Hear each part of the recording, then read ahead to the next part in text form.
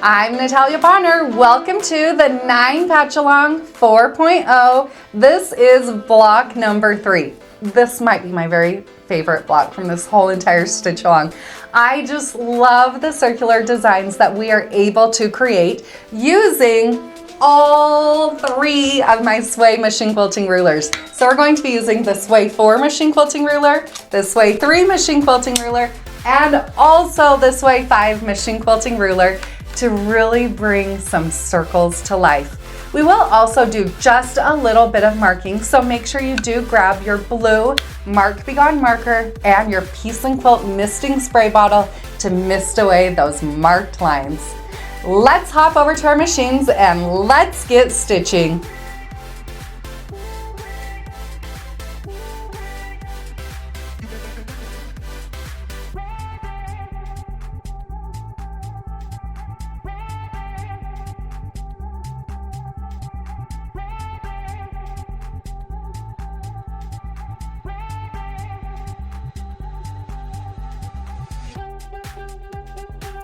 I'll start out block number 3 by doing just a bit of marking. I'm going to lay my Sway 5 machine quilting ruler so that the lines that intersect the center of the circle end lay right on top of my seam. I'm going to then make a small marking, an increment, just on the edge of the Sway 5 circle. This just reminds me of how far I'm going to quilt along my ditch before I begin my first circle. I'm going to lay my Sway 5 machine quilting ruler so that the T that's indicated through the circle end of the ruler lays right on top of the T in my ditch. By doing so, the ruler will be positioned perfectly over the center of that seam, and I can quilt a perfect circle at this point.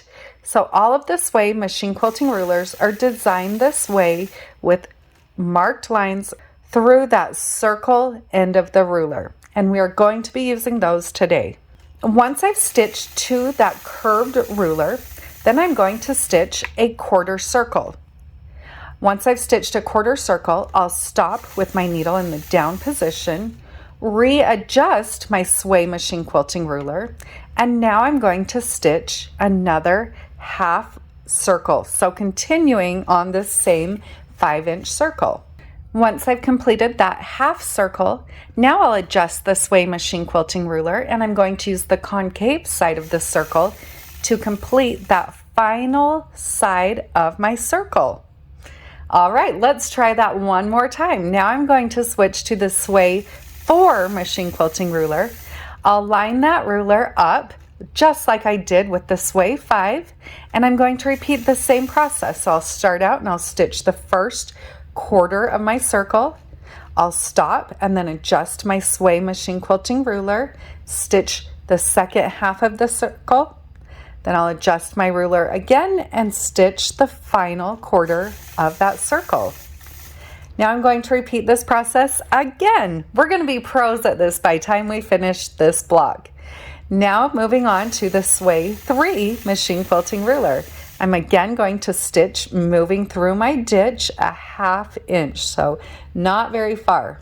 Then at that point I'll position my ruler, stitch my first quarter, readjust my ruler. So again, I'm using those markings on the ruler, placing those right on top of my seams, stitching, adjusting my ruler, stitching some more.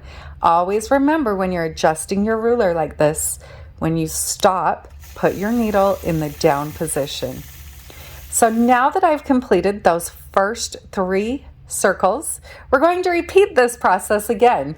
So you can see I'll start out again using my Sway 5 machine quilting ruler and just marking a point that I'm going to quilt the side of my foot to. So it's just a reference point.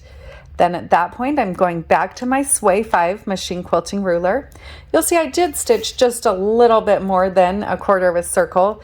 You can go as far as you would like, but a lot of times I find it just a bit more comfortable to stop on my seams. So I'll complete that 5-inch circle using the Sway 5 machine quilting ruler, and completing it using the concave side of the ruler. Then again, just like we did in the first set of circles, I'm going to repeat the same process, now moving to the Sway 4 machine quilting ruler before completing the third circle with the Sway 3 machine quilting ruler. Next, I'm going to travel up my ditch on the side of my block to the next set where I'm going to repeat the same process, stitching those 3 circles. Once I've stitched the third set of 3 circles using the Sway 5, Sway 4, and Sway 3 machine quilting rulers, then I'm again going to travel along my ditch and repeat the process again using the Sway 5, the Sway 4, and the Sway 3 machine quilting rulers.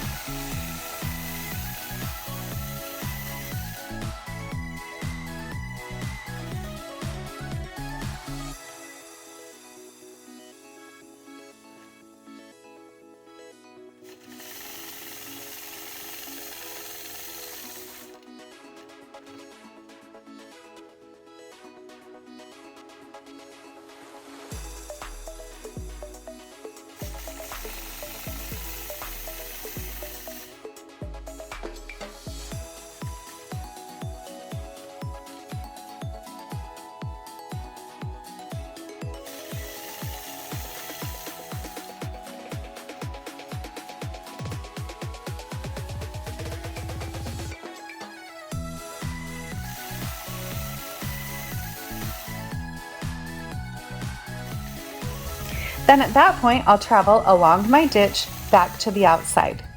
Now at first, I loved this block quilted just like that with the 4 circles through the center. I think it could be left just like that and still be beautiful, but you know that I love to do a lot of machine quilting. So I'm going to add even more circles here to each of the outside points, outside seams, again using the Sway 3, the Sway 4, and the Sway 5 machine quilting rulers.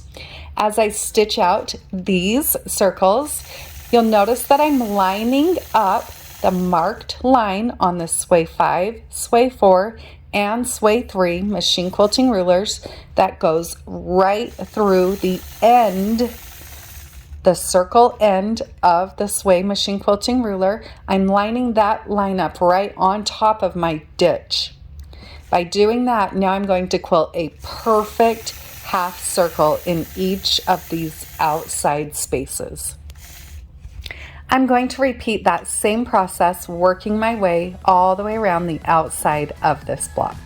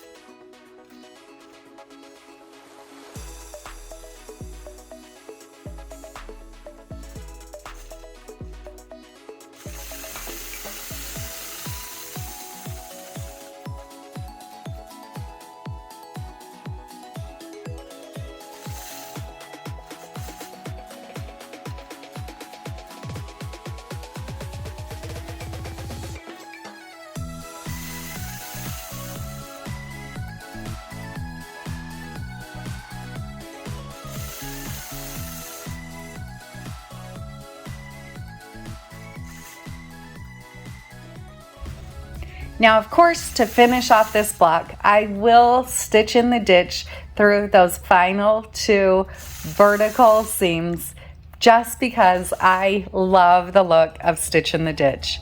I love how this block turned out. I can't wait to see yours. Don't forget to share your progress in our Piece and Quilt Show and Tell Facebook group. I can't wait for block number 4.